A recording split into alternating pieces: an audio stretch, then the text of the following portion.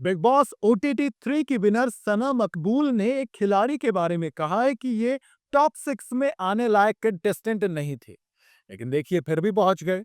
और कहीं ना कहीं मुझे इनकी बात सही भी लगी है। मेरे हिसाब से भी दोस्त टॉप 6 में तो नहीं पहुंच सकते थे अगर बिग बॉस की लाडली ना होती। आप कहेंगे लड़कियों की बात चल रही है तो दो लड़की हैं, एक है ईशा और एक है चुमदरा।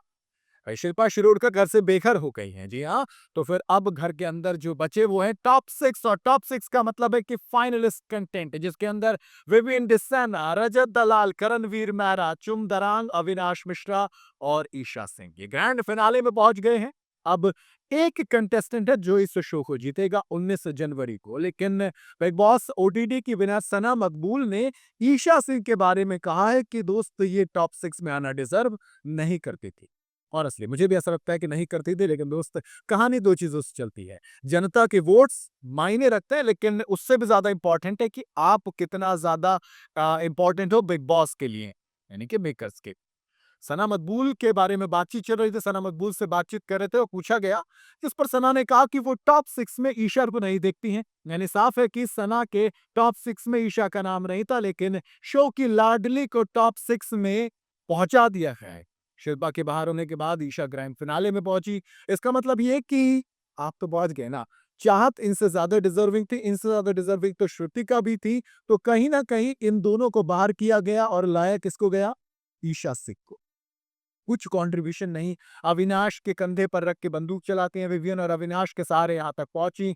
चालाक आप कहेंगे, बड़ी चालाक किसे तो नॉमिनेट नहीं होती थी शुरू के हफ्ते में। अगर ये उस वक्त नॉमिनेट हो जाती तो कंफर्म बात थी। जब कशिश के साथ ये बॉटम 2 में आई तो फिर बिग बॉस ने खेला कर दिया वही ना, कि राजा का बेटा राजा बनेगा।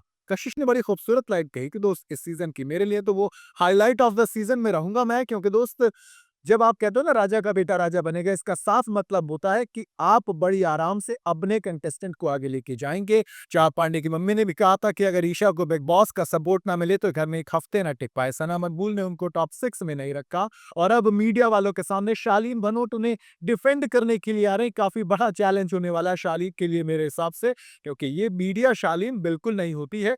और टॉप 6 की बात करूं तो इसके अंदर चुम दरांग को अगर आप टॉप 5 तक रखते तो मुझे कोई दिक्कत नहीं थी, क्योंकि चुम दरांग के पास टॉप 4 में जाने की क्वालिटी है। टॉप 3 के अंदर विवियन डिसेना, करणवीर मेहरा और रजत दलाल हैं। इनमें से मेरे ख्याल से कोई एक जीतेगा, बाकी बिग बॉस का भी या किसी को भी जिता सकते हैं। लाडला विवियन है, लाडली ईशा है, और कहानी लास्ट तक पहुंची है। बाकी मुझे लगता है कि अगर ईशा का ये अविनाश के साथ वो लव एंगल नहीं होता, ये हैशटैग अविशा नहीं चलता, तो कहानी में आपको ईशा सिंह का नाम नजर नहीं आता। बट देखिए, यही होता है जब लाडली बनती हैं तो फिर आपको कई सारे फायदे मिलते हैं। जैसे विवियन को इतनी बार समझाया गया तो उसी तरह से लाडली को यहां तक लेकर आया गया।